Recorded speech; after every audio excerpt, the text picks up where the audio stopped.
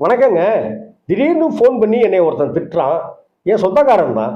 திடீர்னு ஃபோன் பண்ணி எங்க சொந்தக்காரங்க தான். ஆனா, ஏன் இப்படி காயப்படுத்துறாங்க அப்படின்னே தெரிலங்க அப்படின்னு சொன்னாங்க. ஒண்ணே ஒண்ணுங்க. நம்ம முதுகுல ஒருத்தங்க குத்துறாங்கன்னாக்கா, குத்தும்போது இருக்கிற வலி கம்மிதான். திரும்பி பார்க்கும்போது யார் குத்துறான்னு தெரியுதுல்ல, அதுதான் நமக்குள்ளார ஒரு பெரிய பெரிய வலியை தரும். "அட பாவி! உன்னை நம்பி இருந்தேனடா" அப்படின்னு. இப்படியாக முதுகில் குத்துபவர்கள், அது உறவுக்காரர்களாக இருந்தாலும் சரி, நண்பர்களாக இந்த 2 பேரை தவிர வேற எவனும் குத்த மாட்டான். இருந்தாலும் சரி, வளர்பிறை பஞ்சமி திதியிலோ அல்லது தேய்பிறை பஞ்சமி திதியிலோ வாராகியை நினைத்து 108 முறை நீங்கள் வாராகியை நினைத்து பூக்களால் அர்ச்சனை செய்யுங்கள். வாராகி படம் இருந்துச்சுனாக்கா வாராகி படத்தை வச்சு பூக்களால் அர்ச்சனை செய்யுங்க. ஒவ்வொரு வளர்பிறை அல்லது தேய்பிறை பஞ்சமி திதியில கண்டிப்பா முதுகில் குத்துபவர்களுக்கு தண்டனை